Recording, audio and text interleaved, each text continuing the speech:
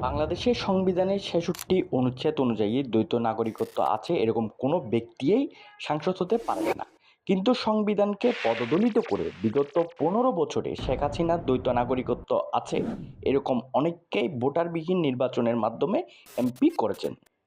২০১০ সালের পর যুক্তরাজ্যের নাগরিকত্ব নেন সাবেক নৌ পরিবহন প্রতিমন্ত্রী দিনাজপুরের সাবেক সাংসদ খালিদ মাহমুদ চৌধুরী। যুক্তরাজ্যের নাগরিকত্ব নেওয়ার তালিকায় আছেন সাবেক ভূমিমন্ত্রী সাইফুজ্জামান চৌধুরী জাবেদ, সাবেক অর্থমন্ত্রী আহম মোস্তফা কামাল ওরফে লোটাস কামাল ও সাবেক স্থানীয় সরকার মন্ত্রী তাজুল ইসলাম। কানাডার নাগরিকত্ব আছে কুষ্টিয়ার সাবেক এমপি মাহবুবুল আলম হানিফ ও সাবেক প্রাণী সম্পদ মন্ত্রী আব্দুর রহমানের এবং ঢাকা ১৮ আসনের সাবেক এমপি হাবিব হাসানের। এছাড়াও সাইপ্রাসের নাগরিকত্ব আছে সাবেক এমপি ও বিতর্কিত ব্যবসায়ী সালমান এফ রহমানের। যুক্তরাষ্ট্রের নাগরিকত্ব নেওয়ার তালিকাটা অবশ্য একটু বিশাল।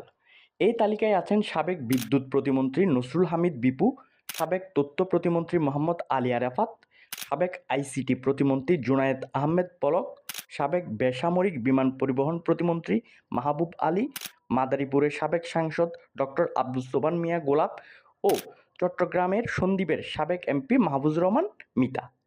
ময়মনসিংহ ১১ আসনের সাবেক এমপি এম এ ওয়াহেদের রয়েছে পাপুয়া নিউগিনির নাগরিকত্ব।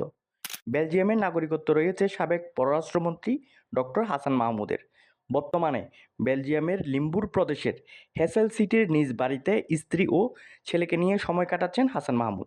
সুইজারল্যান্ডের নাগরিকত্ব রয়েছে শেখ হাসিনার বিআই সাবেক স্থানীয় সরকার মন্ত্রী ইঞ্জিনিয়ার খন্দকার মোশাররফ হোসেনের। জার্মানির নাগরিকত্ব রয়েছে টাঙ্গাইলের সাবেক এমপি তানভীর হাসান ওরফে ছোট মনিরের।